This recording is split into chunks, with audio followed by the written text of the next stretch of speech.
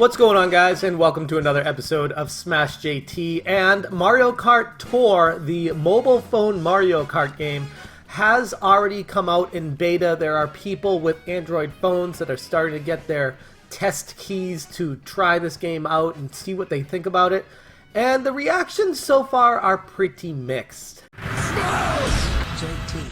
So here we have an article from Nintendo Life this morning. Mario Kart Tour beta test details and images are already leaking online. This is something Nintendo said they did not want anybody posting online, and here they already are. Lots of images have begun to appear from users taking part in the beta test. We've shared some of them for you to see below. These are all in Japanese, apparently because Japan had access to the beta first. There have not been at this time that I've found anything from the US side of things released. The game itself looks like it incorporates what you would expect out of a mobile phone game. Lots of microtransactions and circulating around a Gatcha system, which is basically a roulette wheel of chance and money you spend and paying for playing to be able to continue playing the game. You have to keep paying money. Honestly, it doesn't seem on the surface like something that would interest me personally, and there have been a few people online that have been talking about this. I want to direct you guys to Dr. Sirkin Toto. He is a Tokyo-based game industry consultant, and he said, looks like Mario Kart Tour beta is pretty hardcore with regards to monetization. Multi-level gacha for drivers, karts, and gliders. Rare drivers have advantages during races, which is kind of a pay-to-win scheme when you hear something like that. Stamina system limits races available on an hourly basis. This is all subject to change. It is in beta. With me giving the emoji of, oh, because this is something that, I mean, I'll be honest, it doesn't really excite me. The game itself could be fantastic, but as you can see from the screens that have leaked, it is all in portrait mode. There is no landscape mode for this game, which is surprising because out of a Mario Kart game, I was fully expecting it to be as realistic as possible and as close to the big screen brother it has that have been made previously. And it's not at all. This is completely different. It's more of a Super Mario Run style game. And in order to play the game, you need to hold your finger down, your thumb on the screen to accelerate, you remove it to brake, and you tap the screen to use items and throw weapons, and you move your thumb left and right to steer. So, on the surface, it sounds okay, if a bit cumbersome, but honestly, on a mobile phone, what do you expect out of it? People, I've been watching some videos that have played the game so far, say it works okay, not fantastic. The graphics are good enough, and for the most part, everything is in line with what you would expect out of a Mario Kart game.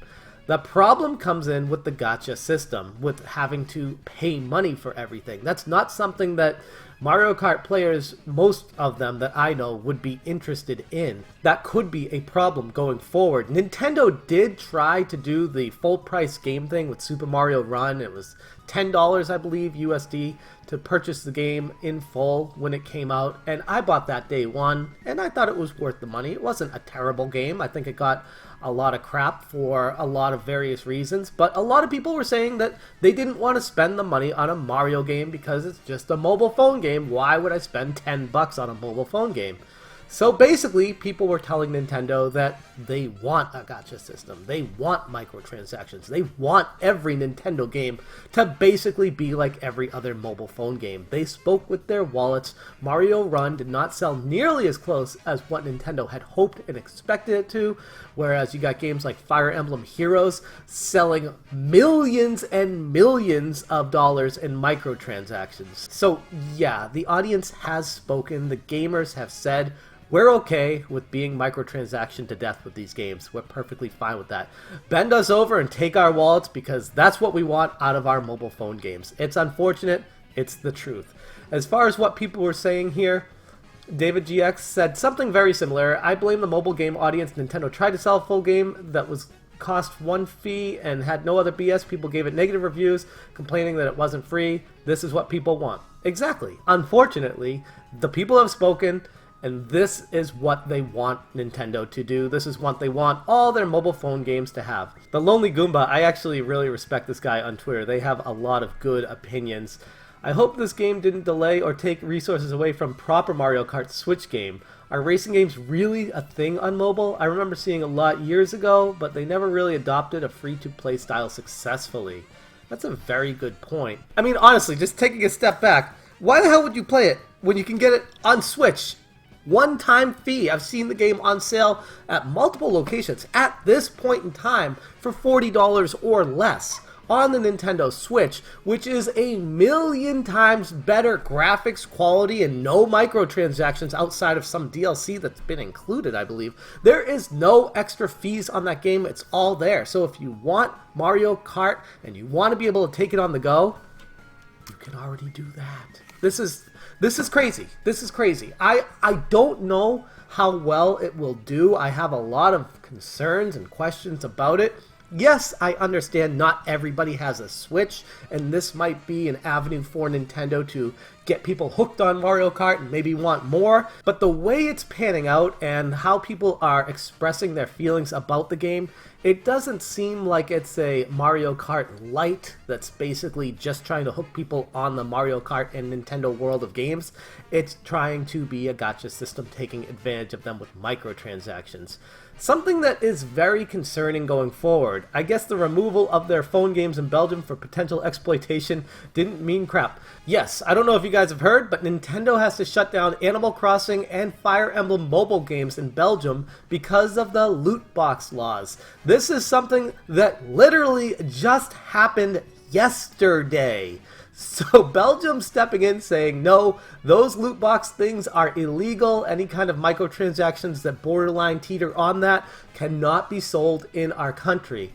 That's not stopping Nintendo moving forward with Mario Kart on mobile in other countries, and clearly they don't care about the lost revenue in Belgium. That's probably a very small piece of the overall pie of money to be made here. It's unfortunate, but like I said, this is what the audience has told Nintendo and mobile phone gamer makers in general that they want.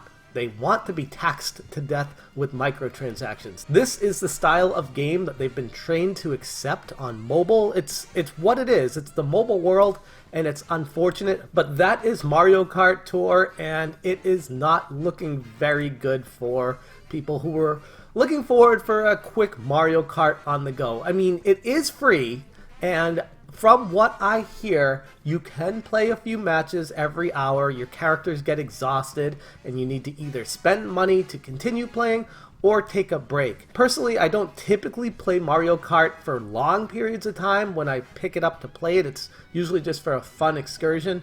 Mobile phone games, I play even less for longevity, so it's not something that I'm personally concerned about.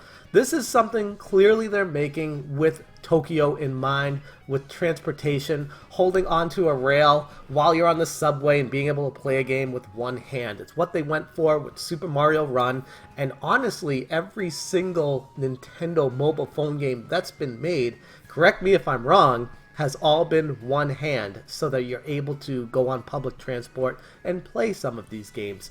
As far as the overall online experience, nobody's come out with how that feels and if it's worth playing yet, so that's a whole nother angle with this. But there's a lot to take from this situation.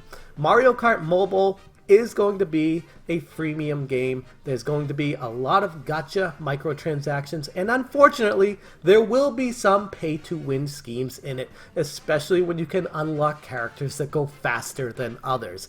That's something that I would be extremely hesitant to dive into a game that does stuff like that, especially if it's going to be a competitive online multiplayer game. Clearly, Nintendo doesn't care, but that is where we find ourselves with Mario Kart Mobile presently. That is all the information we have right now. I'm going to leave the video right there, but I'd be very interested to hear what you guys think about Mario Kart Mobile. Is this something that you'd be interested in trying out? I mean, it's a free-to-play game. It's in beta right now, so it is subject to change. A lot of the things that are in it may not be in it in the final release. That's another reason why Nintendo's telling people not to talk or share any images in this game, but Nintendo Life is sharing them, and I am simply just sharing a Nintendo Life article. That's all I got for you guys today. Thank you so much for watching, and as always, you stay smashing.